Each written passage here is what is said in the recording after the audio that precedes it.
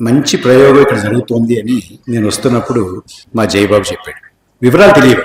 ప్రగతి నగర్లో చాలా మంచి కార్యక్రమాలు జరుగుతుంటాయి, చాలా విశిష్టమైనటువంటి ప్రదేశం అని తెలుసు. కానీ ఇంత లోతుగా వివరంగా మన సామూహిక జీవితంలో అన్ని కోణాల్లోనూ కూడా అటు విద్య కానీ, వైద్యం కానీ, పర్యావరణానికి సంబంధించింది కానీ, మన జీవన శైలి కానీ, వీటన్నిటినీ చాలా సమగ్రంగా మన మానవ సమాజం బాగా పరిణితి చెందిన తర్వాత ఎలా ఉంటే బాగుంటుందో ఒక కల్పన చేసుకుని ఆ కల్పనని ఇక్కడే దాన్ని ప్రత్యక్షంగా చూపించడానికి, అలాంటి జీవనశైలిని అనుసరించడానికి చేస్తున్నటువంటి ప్రయత్నం మామూలు ప్రయత్నం కాదు. మీ అందరికీ, ఇక్కడ ఉంటున్నటువంటి వాడికే కాకుండా చేస్తున్నటువంటి వాడికి అందరికీ కూడా నా అభినందనలు. మనకి ఇటువంటి సామాజిక ప్రయోగాలు చాలా అరుదైపోయాయి, బహుశా లేవేమో కూడా. మరో రకమైనటువంటి ఆలోచనలు, ప్రయోగాలు ఇవాళ మనం చూస్తున్నాం. మొన్న మనం క్రిస్మస్ చేసుకున్నాం. దేశంలో ఏం జరిగిందో మీరంతా చూశారు. దేశం సంక్షోభంలో ఉందా అనేది ఒక ప్రశ్నగా ఇక్కడ శీర్షిక పెట్టుకున్నాం. దీని గురించి నేను పెద్దగా నీళ్లు నమలాల్సిన అవసరం ఏమీ లేదు. దేశం సంక్షోభంలో ఉంది. ఇది మామూలు సంక్షోభం కాదు, చాలా పెద్ద సంక్షోభంలో ఉంది. నేను ఇక్కడికి వచ్చే ముందు మీతో ఈ సంక్షోభం స్వరూపం గురించి మాట్లాడాలని అనుకున్నాను. కానీ వివరాల్లోకి వెళ్లే ముందు ఒక విషయం నేను చెప్పాలి.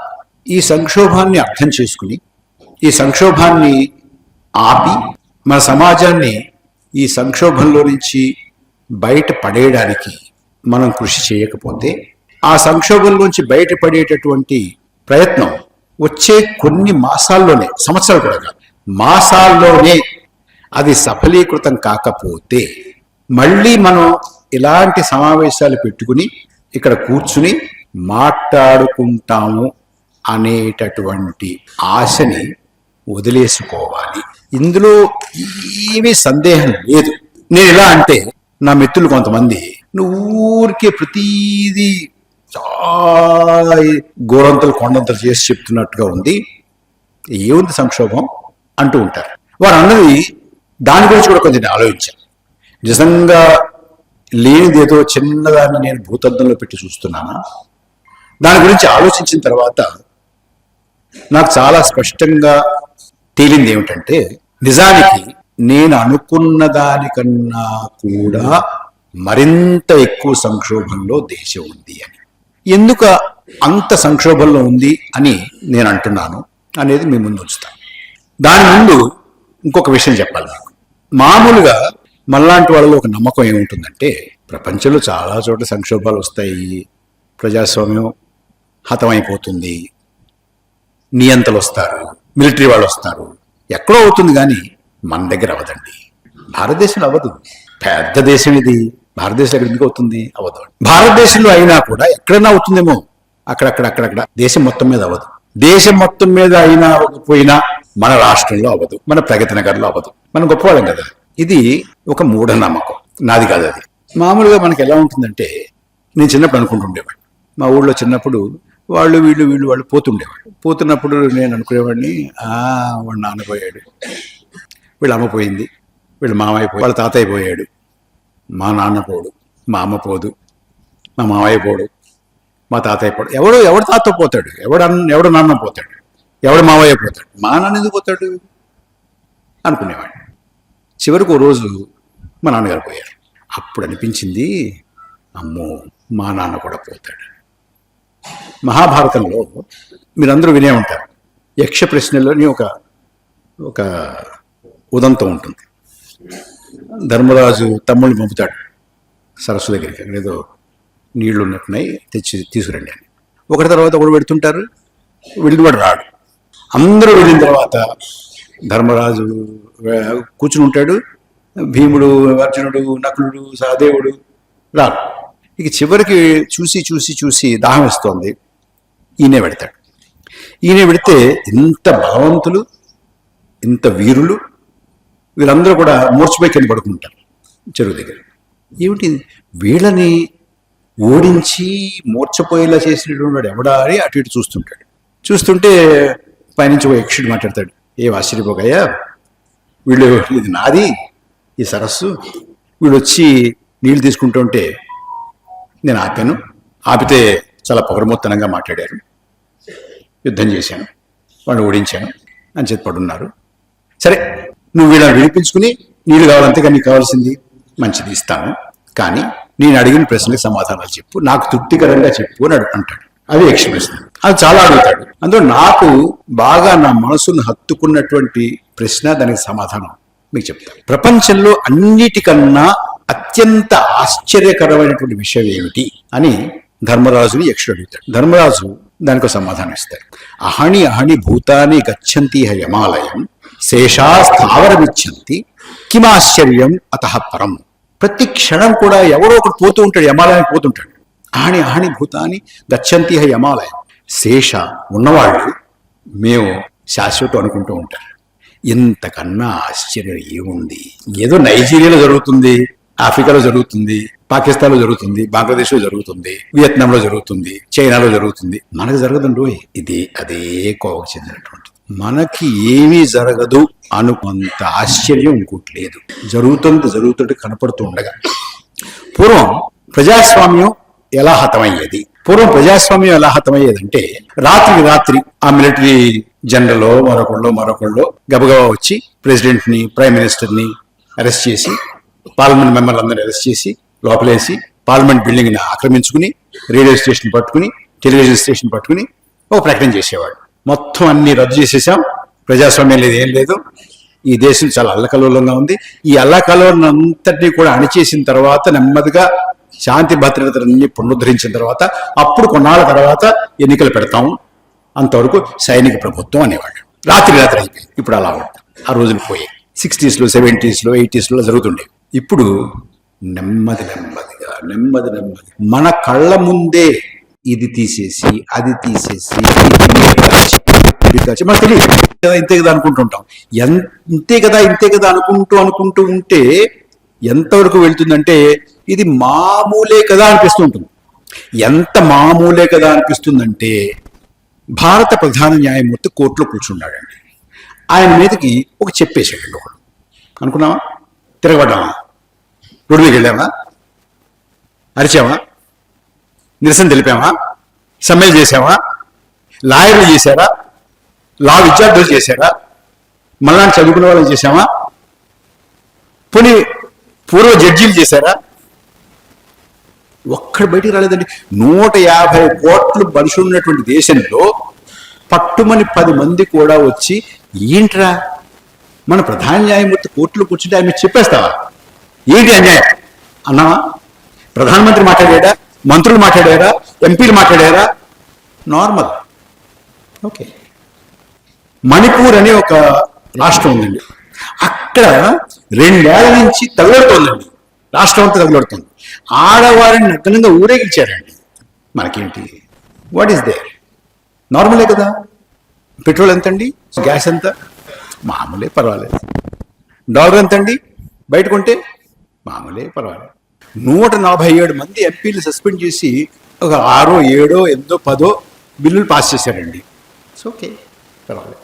లోక్సభ ఎన్నికల్లో మొదటి దశ పోలింగ్ అయిన 11 రోజుల తర్వాత ఎన్ని ఓట్లు పోలయ్యో చెప్పాడండి. పర్వాలేదు కదా. 7వ దశ పోలింగ్ అయిపోయి, లెక్కింపు అయిపోయి, విజేతలు ఎవరో ప్రకటించిన తర్వాత ఎన్ని ఓట్లు పోలయ్యో చెప్పాడండి. పర్వాలేదు కదా. It's okay, normal. అలా అలా అలా లాగేస్తుంటే నార్మల్గా ఉంటుంది ఇదంతా. మా చిన్నప్పుడు మా మాస్టర్ ఒక కథ చెప్పేవారు. ఒక తపేళాలో నీళ్లు పోసి 2 కప్పలు వేస్తే చక్కగా ఈడుతున్నాయి. దాన్ని తీసుకెళ్ళి పొయ్యి మీద పెట్టారు. పొయ్యి మీద పెట్టి కింద మంట పెట్టారు. నెమ్మదిగా వేడెక్కుతుంది. ఒక కప్పందేమో ఏదో ప్రమాదంగా ఉంది, వేడెక్కుతుంది.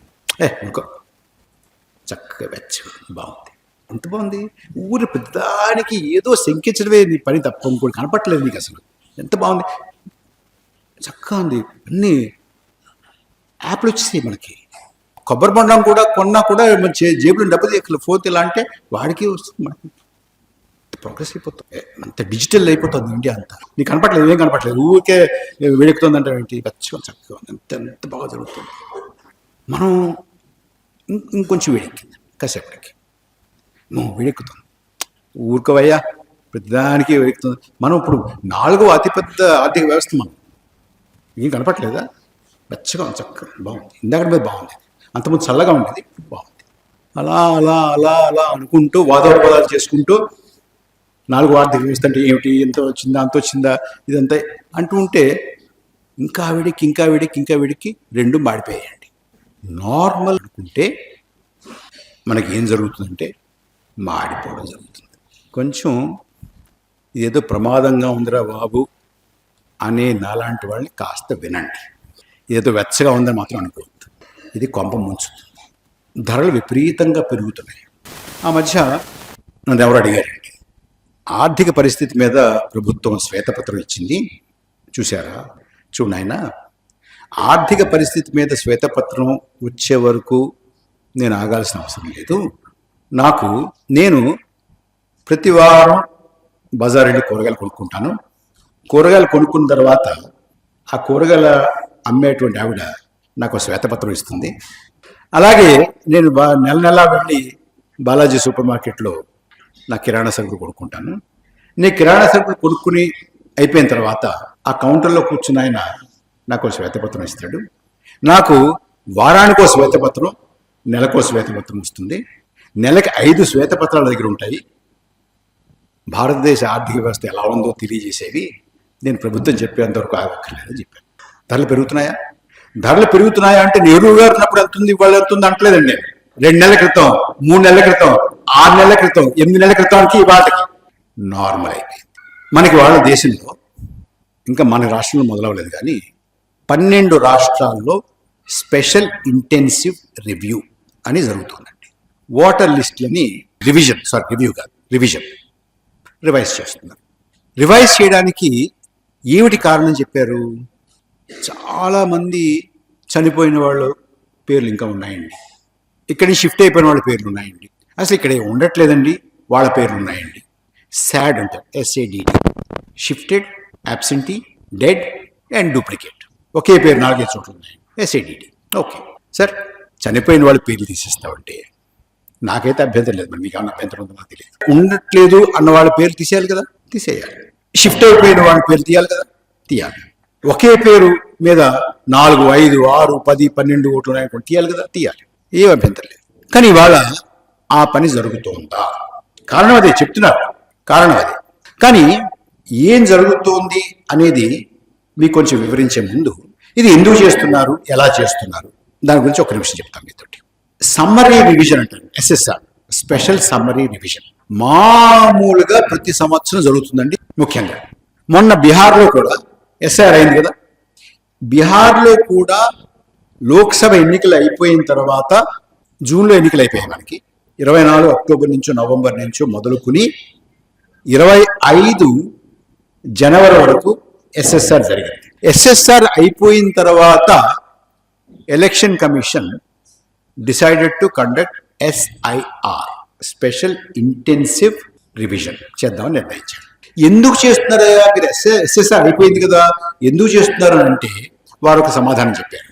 SSR జరిగింది, SSR జరిగిన తర్వాత కూడా ఇందులో ఇంకా షిఫ్ట్ అయినటువంటి వాళ్ళు, యాబ్సెంటీగా ఉన్నటువంటి వాళ్ళు, డూప్లికేట్ ఓటర్స్గా ఉన్నటువంటి వాళ్ళు, డూప్లికేషన్ ఉన్నటువంటి వాళ్ళు, చనిపోయినటువంటి వాళ్ళు, వాళ్ళ పేరు కూడా చాలా ఎక్కువగా ఉన్నాయి అని మేము ఒక సంస్థని అధ్యయనం చేయమంటే వాళ్ళు అధ్యయనం చేసి ఈ విషయాన్ని చెప్పారు. SSR సంతృప్తికరంగా జరగలేదు, ఇంకా SADDలో చాలామంది ఉన్నారు అని వాళ్ళు అన్నారు, కాబట్టి SIR పెట్టాము అని అన్నారండి ఫస్ట్. దెన్ నాలాంటి వాళ్ళు ఏ సంస్థను అడిగారండి చేయమని? ఆ సంస్థ చేసినటువంటి అధ్యయనం ఏమిటండి, దాని నివేదిక ఏమిటండి, ఆ నివేదికలో ఉన్నటువంటి సిఫార్సులు ఏంటండి అని అడిగామండి. ఇవాళ వరకు, ఇప్పుడు మనం మాట్లాడుతున్నామే, ఇప్పటి వరకు కూడా ఏ సంస్థ చేత సర్వే చేయించారు, అధ్యయనం చేయించారు, ఆ అధ్యయనం ఇచ్చినటువంటి నివేదిక ఏమిటి, ఆ నివేదికలో వాళ్ళు చేసినటువంటి సిఫార్సులు ఏమిటి అనేది ఇంతవరకు చెప్పలేదండి. నిన్నగాక మొన్న అంజలి భరద్వాజ్ గారని ఆవిడ ఈ RTI మీద చాలా పెద్ద కృషి చేస్తూ ఉంటారు. ఆవిడ ఎవరు తీసుకున్నారు చేయించాలి అనేటువంటి నిర్ణయం, SIRని చెయ్యాలి అనేటటువంటి నిర్ణయాన్ని ఎవరు చేశారు అని ఆర్టీఐ వేశారు. మీరు మరి చూసారో లేదు, అందుకని మన పత్రికలు అన్ని ఇవన్నీ చాలా ముఖ్యమైనటువంటి చెప్తాయి మన పత్రికలు. ఈ పెళ్లి ఎలా జరిగింది, ఎవరో వచ్చి డాన్స్ చేశారు, వాడికి ఎంత పారితోషికాలు ఇచ్చారు, అవి చెప్తారు తప్ప మనకి అంజలి భరద్వాజ్ వేసినటువంటి ఆర్టీఐ ఏమిటి, ఆర్టీఐకి ఎలక్షన్ కమిషన్ ఆఫ్ ఇండియా ఇచ్చినటువంటి సమాధానం ఏంటనేది మనకి చెప్పరండి. అయితే నేను చెప్తాను, వచ్చాను కాబట్టి. ఎలక్షన్ కమిషన్ ఆఫ్ ఇండియా ఏం చెప్పిందంటే ఎస్ఐఆర్ నిర్వహించాలి అనేటటువంటి నిర్ణయం ఎలక్షన్ కమిషన్ ఆఫ్ ఇండియా తీసుకోలేదు అని election commission of India principal secretary in writing ఇచ్చారు. ఎవరు తీసుకున్నారు అని అడగల. ఇంతకు ముందు ఇంకొక విచిత్రం జరిగిందండి. వెంకటేష్ నాయక్ గారు అని, ఆయన కూడా ఆర్టీఐ యాక్టివిస్ట్. ఆయన 24 ఎన్నికలు అయిపోయిన తర్వాత ఒక ఆర్టీఐ వేశాడండి. ఏం వేశాడంటే దేశంలో ఉన్నటువంటి అన్ని 543 లోక్సభ నియోజకవర్గాల్లో రిటర్నింగ్ ఆఫీసర్లు ఎవరు, వారి పేర్లు ఏమిటి, వారితోటి మేము మాట్లాడాలన్నా, వారితో ఉత్తర ప్రత్యుత్తరాలు జరపాలన్నా వారి కాంటాక్ట్ డీటెయిల్స్ ఏమిటి అని ఒకటి వేశాడండి.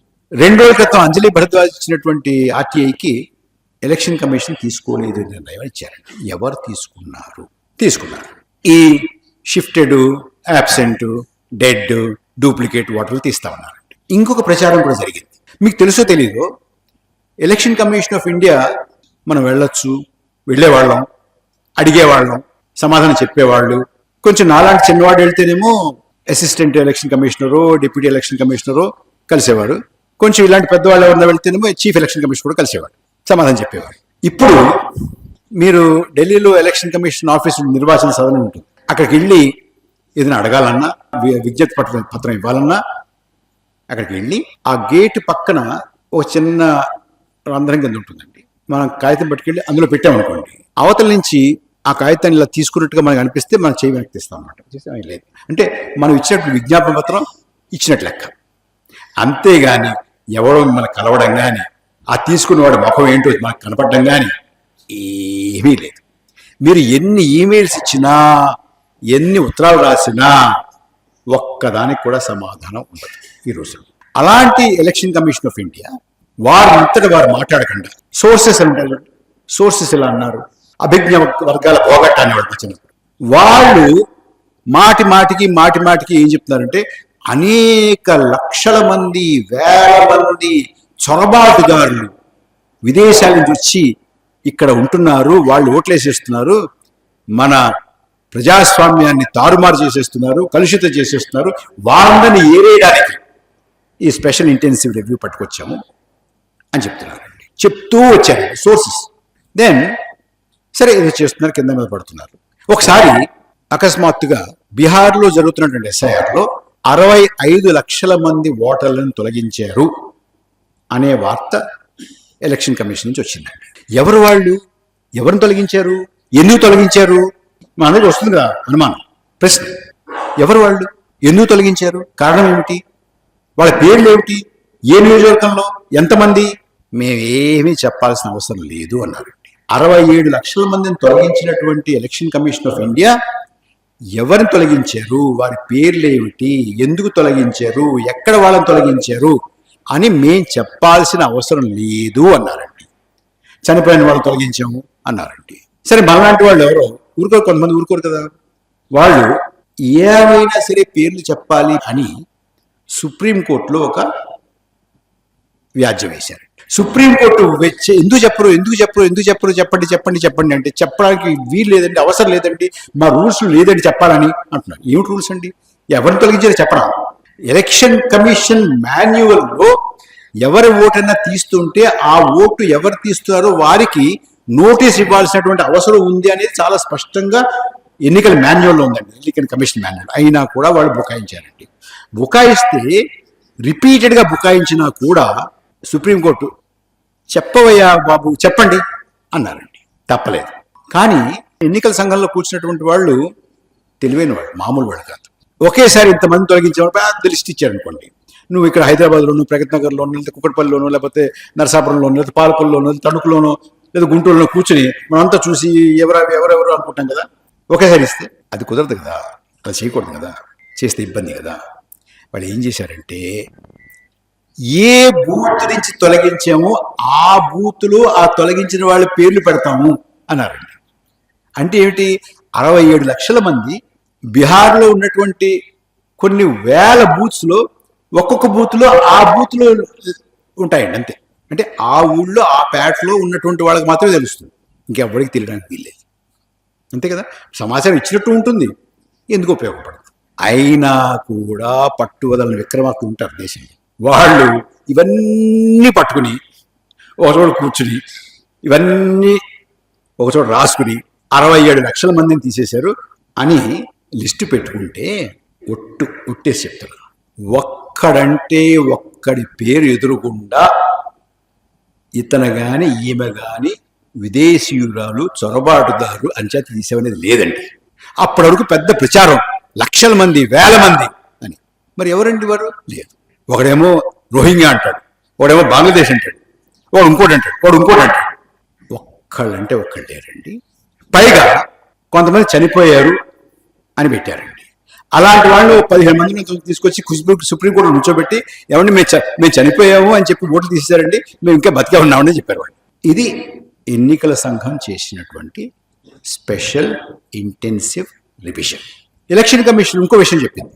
ఏం చెప్తోందంటే ఇది కొత్త కాదండి, ఇదివరకు కూడా చేసాం, 2003లో చేసాం, ఇప్పుడు ఎందుకు ఊరికి గొడవ పెడతారు, ఎవరు చేసింది మామూలుగా చేసేదే కదా ఇది అంటున్నారు కదా. అనుకుందామండి కాసేపు. చేశారండి. 2003లో నేను ఓటర్ని. నేను 2003లో ఓటు వేసినటువంటి వాళ్ళని ఒకే ప్రశ్న అడుగుతానండి. 2003లో మీలో ఎవరైనా కానీ ఏదన్నా ఒక కార్యాలయానికి వెళ్ళి ఒక 20 డాక్యుమెంట్లు ఇచ్చి నేను ఈ దేశ పౌరుణ్ణే, నేను ఈ దేశంలో ఓటు వేయడానికి అర్హుణ్ణే అని నిరూపించుకున్నారా? Did you? Then why are you asking now and why do you say this is not a new practice? You've done it in 2003, you've not done it in 2003. అబద్ధం. నథింగ్ బట్ ఏ వైట్ లై. ఇది అడగకపోవడం సంక్షోభమా కాదా? దీన్ని సవాలు చేయకపోవడం సంక్షోభమా కాదా? నేను కేవలం చీఫ్ జస్టిస్ మీద చెప్పేస్తే అడగకపోవడం సంక్షోభం అంటలా. ఇది సంక్షోభమా కాదా ఆలోచించండి. మణిపూర్ మండుతోంది, అది ఒకటే సంక్షోభానికి తార్కాణం అంటే అది ఒకటే కాదు. ఇదేమిటి చెప్పండి? ధరలు పెరిగిపోతున్నాయి, పెట్రోల్ మండిపోతుంది, గ్యాస్ బండ మండిపోతుంది, అది ఒకటే సంక్షోభం కాదు. మరి ఇదేమిటి చెప్పండి? చొరబాటుదారులను తీసేయడానికి, ఏది పారేయడానికే ఎస్ఐఆర్ అంటే అసలు చొరబాటుదారులు విదేశీయులు ఉన్నారు అనేటటువంటి రాద్ధాంతం మొదలైనటువంటి రాష్ట్రం ఏదండి? అస్సాం కదా. ఉద్యమాలు జరిగాయి, ప్రభుత్వాలు పడిపోయాయి, ఒప్పందాలు జరిగాయి, కొత్త ప్రభుత్వాలు వచ్చాయి. మామూలుగా ఆడుతూ పాడుతూ తిరిగేటటువంటి విద్యార్థులు ముఖ్యమంత్రులు అయిపోయారు, మంత్రులు అయిపోయారు. అవునా? గుర్తుందా మీకు? మరి విదేశీయుల్ని చొరబాటుదారుల్ని తీసేయడానికే ఎస్ఐఆర్ అంటే అస్సాంలో ఎస్ఐఆర్ ఎందుకు పెట్టలేదు? అస్సాంలో కేవలం ఎస్ఆర్ మాత్రమే, special revision, not intensive revision. అక్కడ ఏమి డాక్యుమెంట్లు ఇవ్వాల్సినటువంటి అవసరమే లేదు. ఎందుచేత బీహార్లో చేయాలి, ఎందుచేత తమిళనాడులో చేయాలి, ఎందుచేత కేరళలో చేయాలి, ఎందుచేత పాండిచ్చేరిలో చేయాలి, ఎంచేత రాజస్థాన్లో చేయాలి, ఎంచేత మధ్యప్రదేశ్లో చేయాలి? ఇప్పుడు why? When you are not doing it in a place where citizenship is really contested, that is Assam. You are not doing it there. బెంగాల్లో ఎందుకు చేస్తున్నావు? తమిళనాడులో 93 లక్షల ఓటర్లను తీసేయడానికి జాబితా ప్రకటించారండి. ఉత్తరప్రదేశ్లో 2,93,00,000 మంది తొలగించబడడానికి సిద్ధంగా ఉన్నారు. కేరళలో 21 లక్షల మంది తొలగించబడడానికి సిద్ధంగా ఉన్నారండి. జాబితా సిద్ధమైందండి. ఇప్పుడు ఏం చేస్తారంటే ముందు 1,00,000 అంటారు. నాలాంటి వాళ్ళు మీలాంటి వాళ్ళు కూడా చేస్తారు. చేస్తే 1,00,000 కాదండి 75,000 అంటారు. 75,000 నెగ్గేశాం. మొన్న జిఎస్టీ బిల్ ఎంత లాభం వచ్చేసింది మనకి, వచ్చిందా? గోళం తగ్గించారండి. నాకు మా మిత్రుడు ఒక ఉదంతి చెప్పేవాడండి. ఒక దేశంలో ఒక నియంత ఉండేవాడండి. ఆయన నియంత. ఆ దేశంలో ఏం జరిగింది? అందరూ మన బూట్లు వేసుకుంటాం కదా, అందరూ ఒక సైజు తక్కువ కొంటున్నారండి. మీది 7 అనుకోండి 6 కొంటున్నారు, 8 అనుకోండి 7 కొంటున్నారు, 9 అనుకోండి 8 కొంటున్నారు. అర్థం కాదు వాళ్ళకి. ఏమిటి అందరూ ఒక సైజు తక్కువ కొనుక్కుంటారేంటి వీళ్ళందరూ అని సర్వే చేసి అడిగారండి. ఎందుకైతే తక్కువ కొనుక్కుంటున్నావు? చూడండి, పరిస్థితి దుర్భరంగా ఉంది దేశంలో. రోజంతా ఈ ఒక సైజు చిన్న బూట్లు వేసి తిరిగి ఇంటికి వచ్చి ఆ బూట్లు తీస్తే హాయిగా ఉంటుందండి. ఆ టైంలోనే మీరు సుఖపడేది అన్నారండి. న్యాయం ఉంది కదా? Do you see the logic? అట్లాగా నొక్కి ఇలా అంటారన్నమాట. లక్ష తీస్తే మో లక్ష లేదు 70,000. That's what they doing. Okay, ఇది విదేశీయులు నిజంగా ఉండి అక్కడ ఎంతో రగడ జరిగి రాద్ధాంతం జరిగినటువంటి రాష్ట్రంలో ఎందుకు చెయ్యలేదు? అంతకుముందు రిజిస్టర్ ఆఫ్ సిటిజన్షిప్ అని పెట్టారు కదండి. అందులో తేలింది ఏంటంటే, బంగ్లాదేశ్ నుంచి అక్కడి నుంచి వచ్చారు మా రాష్ట్రానికి, వాళ్ళందరినీ లిస్ట్ చేస్తే 19 లక్షల మంది తేలారు విదేశీయులు అస్సాంలో. అందులో 7 లక్షల మంది ముస్లింలు, 12 లక్షల మంది హిందువులు అని తేలిందండి. అంచేత అక్కడ చేయట్లేదండి. ఎందుకంటే ఎవరిని తీద్దాం అనుకుంటున్నాం మనం? వాళ్ళకన్నా ఎక్కువ ఉన్నారా వీళ్ళు మనవాళ్ళు.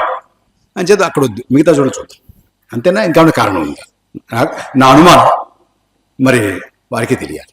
దీని నుంచి నేను మీ ముందు ఉంచాల్సినటువంటి అంశంగా ఏం భావిస్తున్నానంటే, ఇవాళ ఎస్ఐఆర్ కానీ, ఎన్నికలు నిర్వహించే తీరు కానీ, రాజకీయాలు నడుస్తున్నటువంటి తీరు కానీ, నిన్నగాక మొన్న క్రిస్మస్ రోజు జరిగినటువంటి పరిణామాలు కానీ, ఇవన్నీ ఒకసారి చూస్తే నాలాంటి వాళ్ళకి ఏమనిపిస్తుందంటే, మొత్తానికి ఈ దేశం యొక్క స్వరూపాన్ని మార్చేటటువంటి ప్రయత్నం చాలా పెద్ద ఎత్తున జరుగుతుంది.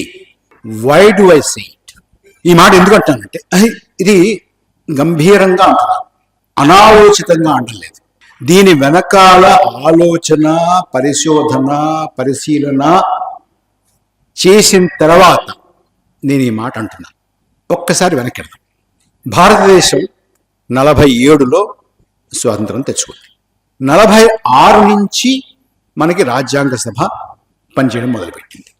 46 నవంబర్ నుంచి 49 డిసెంబర్ వరకు పనిచేసింది. ఇంచుమించుగా 3 సంవత్సరాలు, ఒక మాసం అటు ఇటుగా.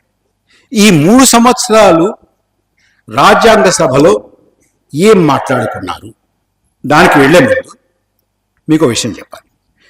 ప్రపంచంలో ఏ దేశమైనా కూడా స్వాతంత్రం వచ్చినా, లేదంటే ఒక రాజ్యంగా ఏర్పడాలన్నా, వాళ్ళు మొట్టమొదట ఆలోచించుకునేది, తన్నుకునేది, వివాద పడింది, వాదనలు చేసుకున్నది, విభేదించింది ఏకైక విషయం, ఈ దేశంలో ఎవరు సభ్యులు, ఎవరు సభ్యులు కాదు, ఈ దేశంలో ఎవరు ఈ దేశానికి చెందినటువంటి వాడు, ఎవరు ఈ దేశానికి చెందనటువంటి వారు, ఈ దేశ రాజకీయాలలో, ఈ దేశ సామూహిక జీవనంలో ఎవరు పాలు పంచుకోవచ్చు, ఎవరు పాలు పంచుకోవడానికి అర్హులు కారు. This was the sole question.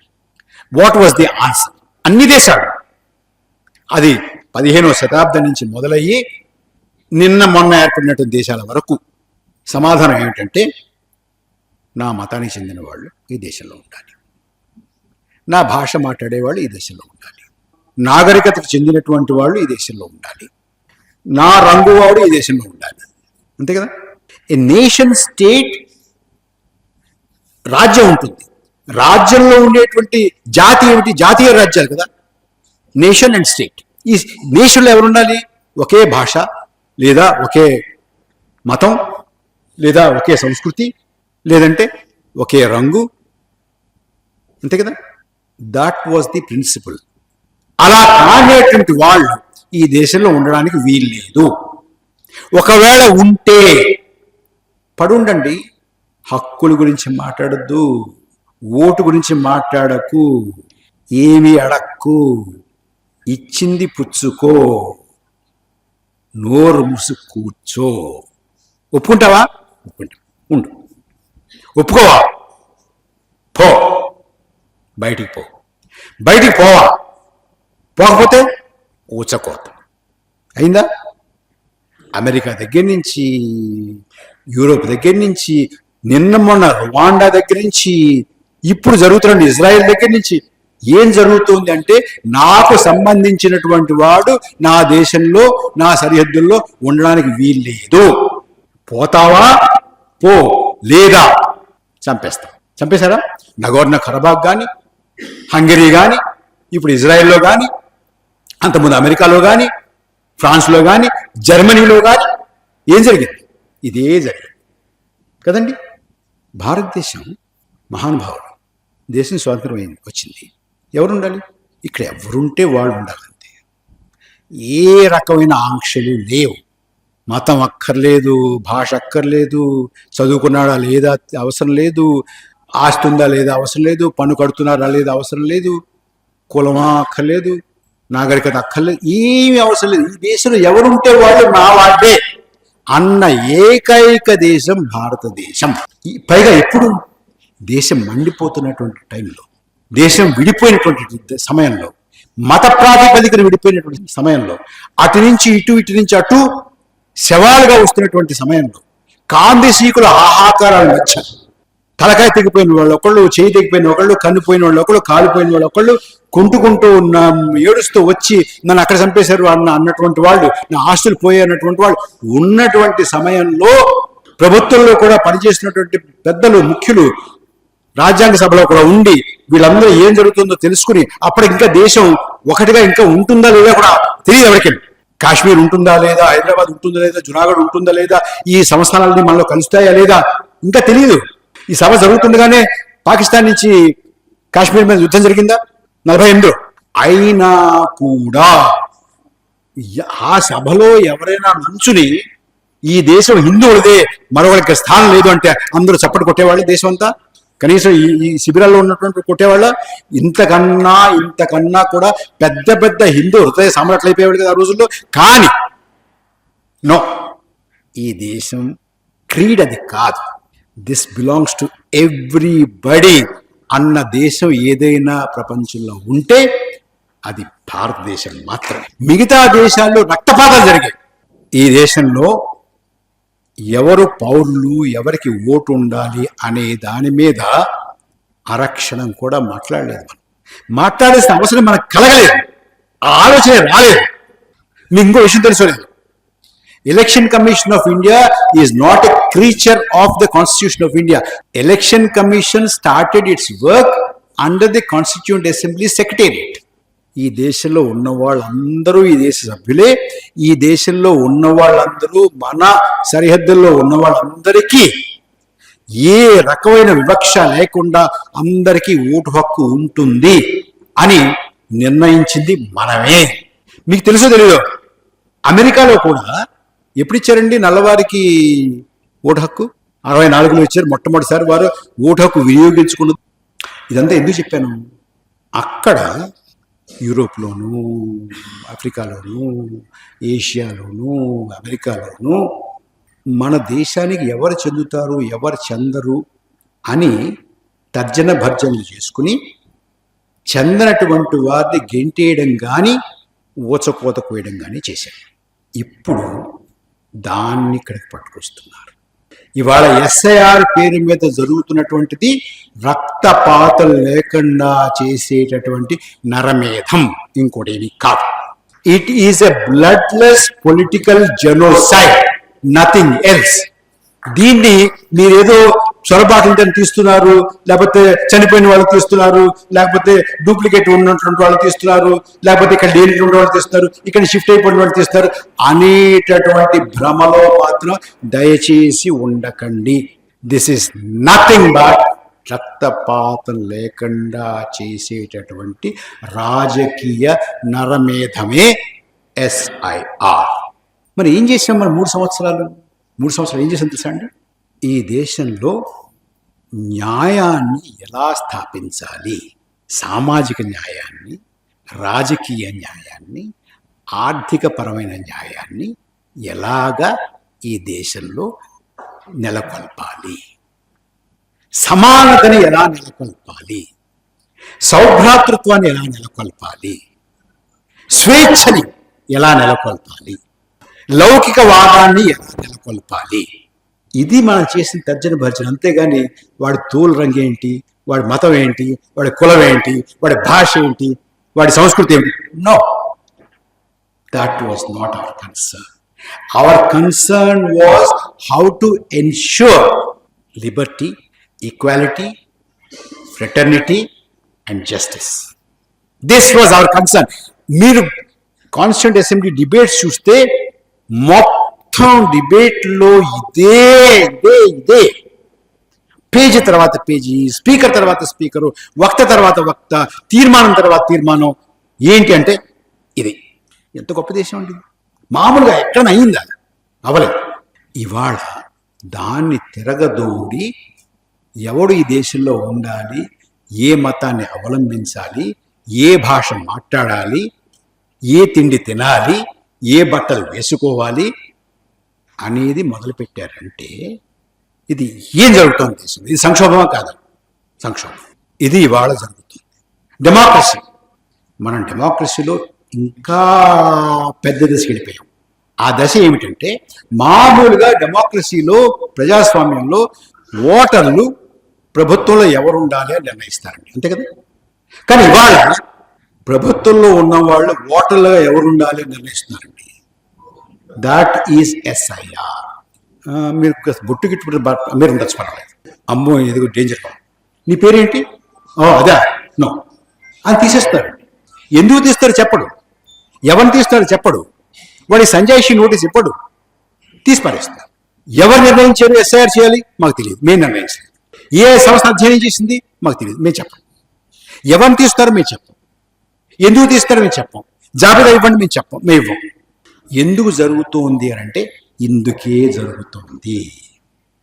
కేవలం కొంతమందికి మాత్రమే ఈ దేశంలో స్థానం ఉండాలి, కొంతమందికి మాత్రమే ఈ దేశంలో ఓటు హక్కు ఉండాలి అని చేత చేస్తుంది. నేను అన్నాను, మరి నరమేధం అన్నావు కదయ్యా, ఎక్కడా లేదే. నరమేధం ఎప్పుడు చేశారంటే వీళ్ళు వాళ్ళందరికన్నా తెలివైన వాళ్ళు అండి. మీరేం తక్కువ అంచనా వేయకండి, మూర్ఖులు అనుకుంటున్నారేమో కాదు. నో, అంటే పట్టుకుని బొట్లు పెట్టుకుని తిరిగి దాన్ని ధ్వంస చేసేవాళ్ళు, దీన్ని ధ్వంస చేసేవాళ్ళు, దాన్ని బదులు కొట్టేవాళ్ళు, దీన్ని బదులు కొట్టేవాళ్ళు, దీని మీద రాళ్ళు వేసేవాళ్ళు, దాని మీద రాళ్ళు వేసేవాళ్ళు మూర్ఖులు. కానీ దీని అంతా రచించే వాళ్ళు ఉంటారే వాళ్ళు మూర్ఖులు కాదు. మీరు అది గుర్తుపెట్టుకోవాలి. నరమేధం ఎందుకు అంటున్నాం? నరమేధం అంటే రక్తపాతం లేకుండా ఉన్న నరమేధం అన్నాను. రక్తపాతం లేకుండా నరమేధం ఎందుకన్నానంటే మనిషిని చంపేస్తాం. మనిషిని చంపడానికి వీలైనప్పుడు ఏం చేయాలి? వాళ్ళు మన రాజకీయాల్లో, మన రాజకీయ సమూహంలో, మన దేశంలో, మన ప్రజాస్వామ్యంలో వాళ్ళు సభ్యులుగా ఉండకూడదు అనుకుంటే మనిషిని చంపక్కర్లేదండి. మనిషి ఓటు హక్కు తీసేస్తే చనిపోయిన వాడితో సమానమా కాదా? పౌరుడిగా చనిపోయినట్లా కాదా? You are no more a citizen, you can decide the government. And మీకు ఓటు హక్కు లేకపోతే, మీ బస్తీలో ఓటు హక్కు లేకపోతే, మీ ఊర్లో ఓటు హక్కు లేకపోతే, మీ ఊరు వచ్చి నమస్కారం పెట్టేటటువంటి రాజకీయ నాయకుడు ఎవరన్నా ఉంటాడా? మీకేం కావాలి? మీకు రోడ్డు కావాలా? మీకు నల్లా కావాలా? మీకు స్కూల్ కావాలా? మీకు పట్టా కావాలా అని అడిగేవాడు ఎవరు ఉంటాడండి? ఎవడు ఉండడు. అంటే మీరు you are present but absent. నువ్వు ఉంటావు, లేనివాడితో లెక్క. నడుస్తూ ఉంటాడు రాజకీయ నాయకుడు, లేకపోతే ఒక ఎమ్మెల్యే గారు, ఎంపీ గారు, లేకపోతే ఎంపీ గాను ఎమ్మెల్యే గాను అవుదాం అనుకున్నటువంటి వాళ్ళు ఇలా ఇవాళ ఎలా ఉంటారండి? వాళ్ళు ఇలా అంటుంటారు కదా, అనుకుంటారా? ఎన్నికలు వస్తే ఇంకా ఉంగుతారు. అప్పుడు ఎలా నడుచుకుంటూ వెళ్తాడు. అవసరం లేదు నాకు, ఐ డోంట్ కేర్. అసలు నీ అభిప్రాయానికి నా పదవికి సంబంధం ఏంటి? లేదు. I don't have to care for you, అంతే కదా. That is what is happening today. ఇది భారతదేశంలో ఉన్నటువంటి పెద్ద సంక్షోభం. ప్రజాస్వామ్యంలో ఎన్నికల ప్రక్రియలో అవకతవకలు చేయాల్సినటువంటి అవసరం లేదు ఇక నుంచి. ఎందుకు అవకతవకలు చేయాల్సిన అవసరం లేదు? అందరూ మనవాళ్లే ఉంటారు కదా, మనకే ఓటేస్తారు. నాకు బీహార్లో ఎన్నికల ఫలితాలు వచ్చిన తర్వాత ప్రతిపక్షానికి 23 వచ్చాయి కదండి. వాళ్ళు 23 వచ్చాయి, ఎలా వస్తాయి? ఎలా వస్తాయంటే నేను చెప్పాను, చూడైనా నాకే ఓటేస్తారు అనుకుని 67 లక్షల మందిని తీసేసి నాకే ఓటేస్తారు అనుకున్న వాళ్ళనే పెట్టుకున్న తర్వాత కూడా ప్రతిపక్షానికి 23 సీట్లు వచ్చాయంటే ప్రతిపక్షం గొప్పదే. That is how I look at it. I do not look at 23 or 24 seats as a failure. I look at that as a success. Because నాకే ఓటేస్తారు అని నేను ముద్దుగా గాఢంగా ఉంచుకున్నా కూడా ఓటర్ లిస్ట్ లో వాళ్ళు ఇంకోటి ఓటేశారంటే మరి ఇంకో వేయించుకున్నటువంటి గొప్పది కదండి. So that is the main crisis in Indian democracy today. మీరు ధరలు గిరలు అన్ని ఇదంతా అయిపోయిన తర్వాత ధరలు బాగుంటాయి, అన్నీ బాగుంటాయి. నాకు చరిత్ర చదువుకున్న వాళ్ళు చెప్తుంటారు, హిట్లర్ పరిపాలన చేస్తున్నప్పుడు ఫుల్ ఎంప్లాయ్మెంట్ ఉండేది, అన్ఎంప్లాయ్మెంట్ కూడా ఉండేది కాదు. ఎందుకంటే అన్ఎంప్లాయ్మెంట్ ఎవరు అనేది లెక్కల్లో వీళ్ళే ఉంటారు, మనకు కావాల్సిన వాళ్ళే ఉంటారు. వాళ్ళందరికీ ఏదో పనిస్తాం మనవాళ్ళు కాబట్టి. అంటే ఫుల్ ఎంప్లాయ్మెంట్ ఉంటుంది, ధరలు బాగానే ఉంటాయి, ఇంత సంక్షోభం ఏముండదు, గ్యాస్ కూడా బాగానే దొరుకుతుంది. కానీ మనం మన ప్రజాస్వామ్యం, మన రాజ్యాంగం యొక్క ఆత్మని చంపేస్తున్నాము. ఇంతకన్నా పెద్ద సంక్షోభం భారతదేశానికి మరొకటి ఉండదు. దీన్ని మనం నిర్వహించాల్సినటువంటి అవసరం ఉంది. ఏం చెయ్యాలి అనేది మీ ముందు ఒక సూత్రప్రాయంగా ఒక మాట చెప్పేసి, మీరు క్రికెట్ మ్యాచ్ చూస్తుంటారా? మ్యాచ్ అయిపోయింది, ఒక టీం నెగ్గింది, ఒక టీం ఓడిపోయింది. మనం కూర్చుని ఏమంటాం, ఏమైనానండి ఇది ఫాస్ట్ బౌలింగ్ పిచ్ అండి, స్పిన్నర్స్కి ఫాస్ట్ బౌలింగ్ పిచ్లో స్పిన్నర్ని తిప్పితే ఎలా ఉంటుంది, ఇలాగే ఉంటుంది. అయినా అసలు బ్యాటింగ్ ఆర్డర్ తప్పండి, వాడిని ఓపెన్గా పెట్టకూడదు. అసలు ఇతని చేతి బౌలింగ్ చేయించడం ఏంటంటే, వీడు అన్ని రన్స్ ఇవ్వడం, సిక్స్లు ఇవ్వడం తప్ప ఎప్పుడైనా వికెట్ తీసుకున్నాడు కెరీర్లో, అసలు వాడిని పెట్టడమే తప్పు. అసలు అటువంటి వాడిని ఎలా సెలెక్ట్ చేసి స్కీమ్లో పెట్టారండి, ఇది మనం మాట్లాడుకుంటాం కదా. లెజిటిమేట్, ఎందుకంటే అది ఒక క్రీడ, మనకి సంబంధం లేదు, మనం అందులో భాగస్వామ్యం కాదు. ఇది మన గురించి జరుగుతున్నటువంటి విషయం. ఈ విషయంలో క్యాండిడేట్లు సెలక్షన్ సరిగా లేదండి అంటాడు ఒకడు. ఇంకోడు అయినా వాడు 2000 ఇస్తే మరీ 500 ఇస్తే ఎలాగండి అంటాడు ఒకడు. ప్రచారం సరిగా లేదండి అంటాడు ఒకడు. అంతమంది 50 పెడితే ఎలాగండి అంటాడు ఒకడు. ఇదేదో ఒక క్రీడ అక్కడ ఏదో జరుగుతోంది. ఈయన ఎక్స్పర్ట్ కామెంటెడ్. మీకు 2 చేతులు ఎత్తి నమస్కరించి నేను చెప్పేది ఏమిటంటే, please abandon the spectator mentality. ప్రేక్షక పాత్రకి మీరు స్వస్తి పలకండి. ఇది మనది, మన రాజ్యం, మన రాజ్యాంగం, మన ఓటు హక్కు, మన ప్రజలు, మన సోదరీమణులు, మన హక్కులు, మన విలువలు, వీటిని కాపాడుకోవలసినటువంటి బాధ్యత మనది. మనం డెమోక్రసీని డిఫెండ్ చేసేటటువంటి బాధ్యతను రాజకీయ పార్టీలకి అవుట్సోర్స్ చేయొద్దు. బికాస్ ఇందులో పొలిటికల్ పార్టీకి సంబంధించిన వాళ్ళు ఉంటే క్షమించండి, ఎసెన్షియల్గా డెమోక్రసీకి తమ పార్టీల్లో ఏ రకమైనటువంటి విలువ ఇవ్వనటువంటి వాళ్ళు డెమోక్రసీ ఎందుకు కాపాడతారండి? కాపాడతారా?